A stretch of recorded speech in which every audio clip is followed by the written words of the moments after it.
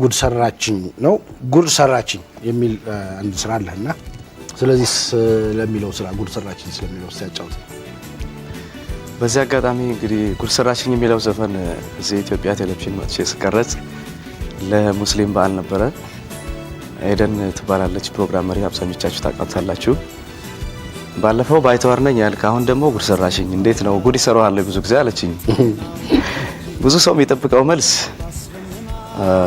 በሌሎችም ህይወት የሚደርስ ነገር ነው ዘፋኝ የሚዘፍነው በኔ ላይ ደርስ ይችላል። ይሄ ትክክለኛ መልስ ነው፣ ሁላችንም እንስማማበታለን።